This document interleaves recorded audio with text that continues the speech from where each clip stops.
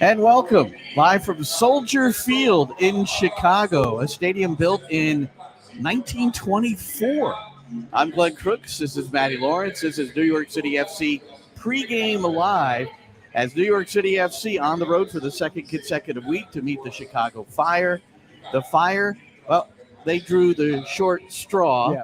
The 29-team league, 28 played last weekend, and somebody had to sit out, and that was the Chicago Fire, which maybe in some ways worked to their advantage, where they could really get a thorough look at New York City FC. Fellow Eastern Conference member, one thing Ezra Hendrickson, the head coach for Chicago, said during the week is that we know them quite well, and New York City, I think, feels the same way. And we're going to get into a number of things here in our pregame live. Jimmy, the Sandman, the guy from Rye. How about that? Tuesday night, find out he flies into JFK. James Sands, coming about 3 months early back from his loan at Glasgow FC in the Scottish Premiership. And he'll be in the starting lineup tonight for New York City FC, playing in that very important role. And let's not forget Santi Rodriguez. He was also on the charter. He arrived at training on Friday at about 11:30, got a bit of a kick around, got on the plane. He's on the bench at the start of this one. So, Matty, just in your own words, and then we're going to get to a couple of things with Nick Cushing and someone who coached James at Rangers. What do you think that meant for the club to see those two guys arrive this week? Certainly for James Sands, because there's a possibility he can play today because he came in as early as you said on a Tuesday. It's absolutely massive. But I think for any team that's lost the first game of the season, which NYCFC did, it's good to have new recruits coming in. And it's very good to have new recruits you know. Better the devil you know. Not only better the devil you know, but you know they're very good players as well and very good people as well. So it's absolutely imperative NYCFC got players in. But to get two players that have already proved their worth at this club and at other places, I think it's absolutely massive. I know that's a little bit of a trite statement, like it's massive, but it's huge. And I do think the ability that Sands has, and I think the assumption is that he's going to play as a number 6. That's we do right. know that There's he no is question. that jack of all trades, but then it's the jack of all trades, master of none. I think he really needs to cement a single solitary position. And if it's going to be that number 6, play him there. Even if a centre-half gets injured, leave him as the number 6. A perfect lead into a couple of video clips I have here of interviews. The first one I'm going to run is with Kerry Boldy. He was formerly with City Football Group as the head of coaching support, but he was an assistant to Gio Van Bronckhorst before he got the sack. And so he worked with James Sands. So here's what he said first, Matty, about Sands and his experience and what it might meant for him, and then where he feels his best position is. First and foremost, the move away has been good for him. I think it's been good for him to go and experience Europe. And he's been able to play in the Champions League and the Europa League to a degree last season as well. So he's had some fantastic experiences.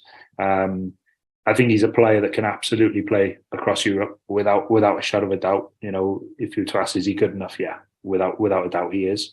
I think one of the challenges, and it's the same when he was at New York in many ways, is James's versatility can be a real strength, but sometimes can also hold him back. And as a result, you'll always trust him when you put him in a position that he's going to go out and he's going to do a good job. But sometimes that means that he doesn't play in what I consider to be his best position.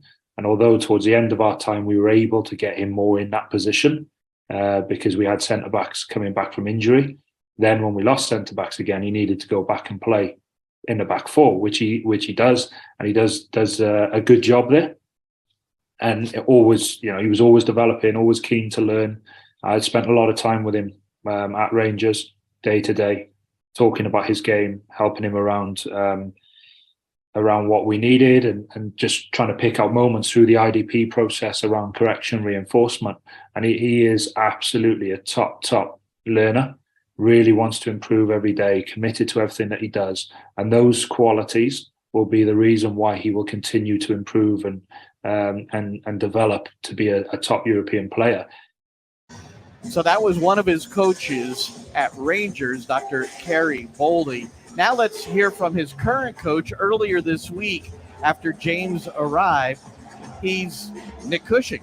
Versatility is good for him in the sense of getting on the field. For me, I see him as a midfield player, and I see him playing as the 6 in our team that can dictate the game, that can control the game, that can get us playing forwards and can get control of the possession when we're under pressure. And I think if you look at the system that we're trying to mould the team into, the identity that we're trying to impose, that position is imperative to us. It's really important, and to have a guy like him that has been developed within that position and understands the role in the way that we see it, for me, he's the perfect player.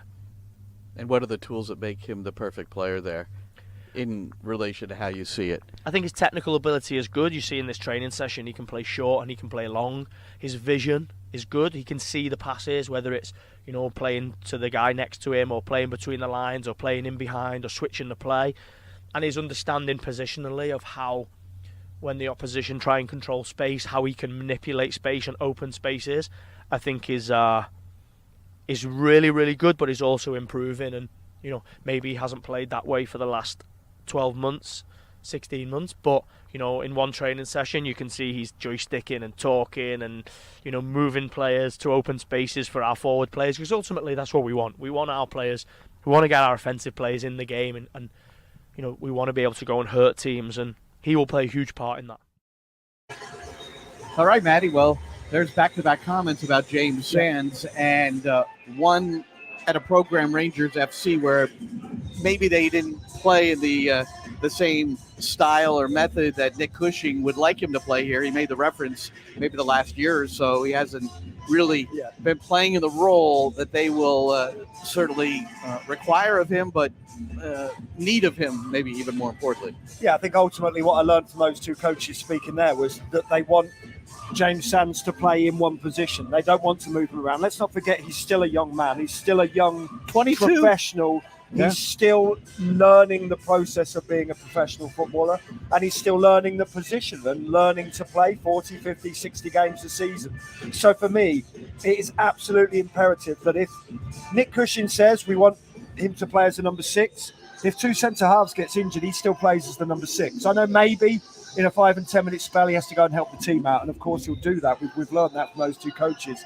But he's got to be playing in the same position week in, week out, and that is how you develop into being a very good player. Look, he is a good player already, but we're talking about being a very good player, becoming a US men's international player, and maybe possibly moving back on from NYCFC. I know he's only just come back, but we know that that's what he wants. It's his hopes, his dreams to forge a career in Europe at some point. But he's 22, as you said. He's still a young man. He's still a young professional. And he doesn't need to go to Europe for another 2-3 years when he will start to hit his peak. I would say a number 6 hits their peak around 26, 27. Wow. And what do you think it meant to play in Champions League games twice against Ajax and twice against Napoli? He started 4 games. And 3 of them were at the back and 1 in the midfield. It's something that he can't possibly experience here in the US unless he's playing for the US men's national team against Holland, against Spain, against Argentina, or against Brazil. So he has got experience. I'm sure James will tell us, and I can't wait. I know at some point you'll sit down with James and have an in-depth interview, I'm sure. I can't wait to hear what he learned away from the playing field. I want to learn what he really feels about the things, that the good habits he picked up on the training ground, in the weight room, things like that. That's for me what I'm excited to learn about.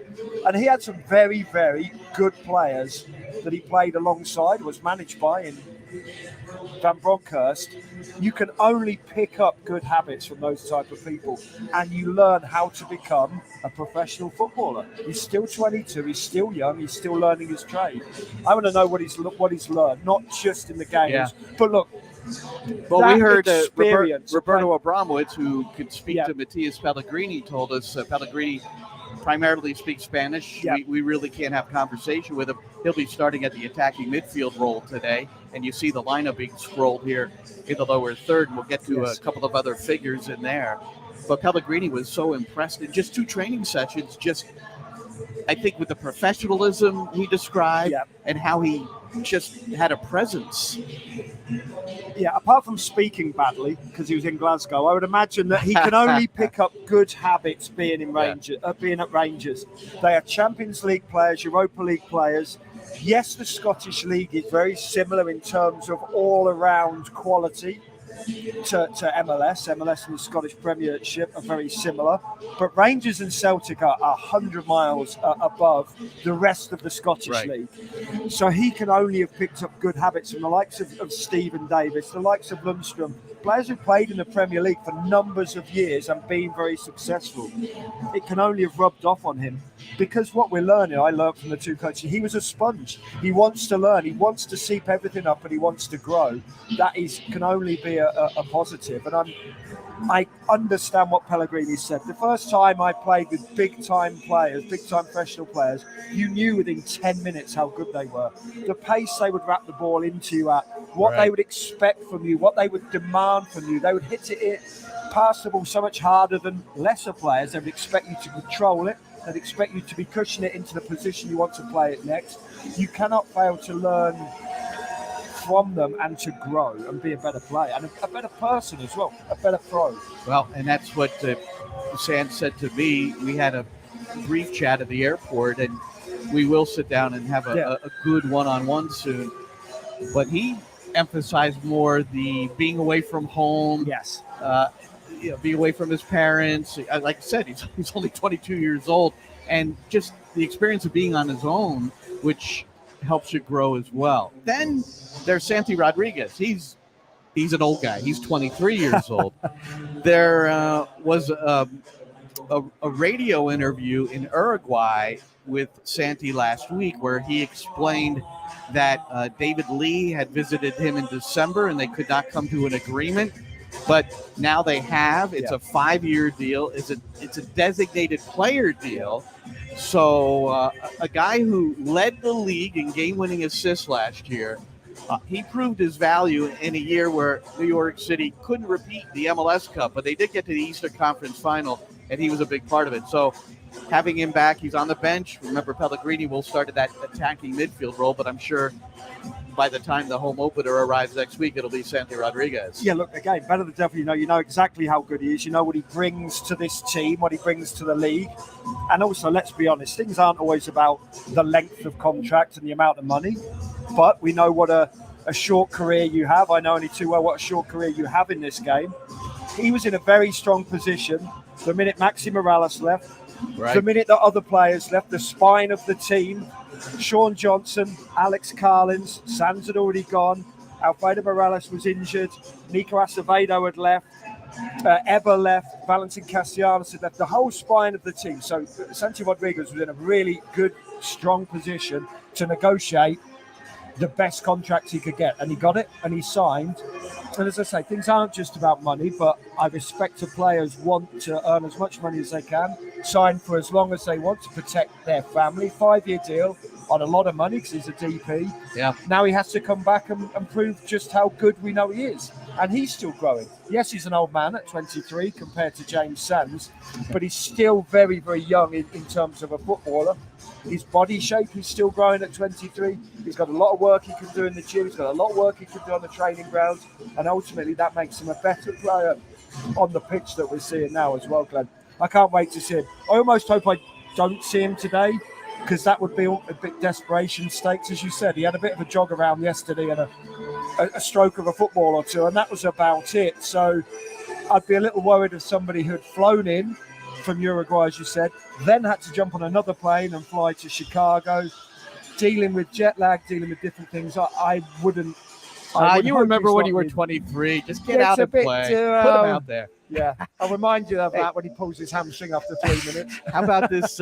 Look at this Soldier Field. I know, it's beautiful. So Matty, you were looking. You looked it up on your phone before we got here. Some of the, the ageless moments here, and where the NFL was played when they were called what? The Chicago. Oh, there's been about 50. There's been a lot of Chicagos. There's been a lot of Chicagos, but for me, it's iconic. It was the same as when I first went to Yankee Stadium, and I know that was to watch a soccer game as well, but it's an iconic stand, an iconic stadium that that we know all around the world. Look, I'm English, and the NFL wasn't a part of my life till about 1986, but that was when the Chicago Bears were at their peak. It was Mike Ditka and was the head coach, and Walter Payton, the 34, was the running back. William the Fridge Perry. The Fridge was the running back, not Payton.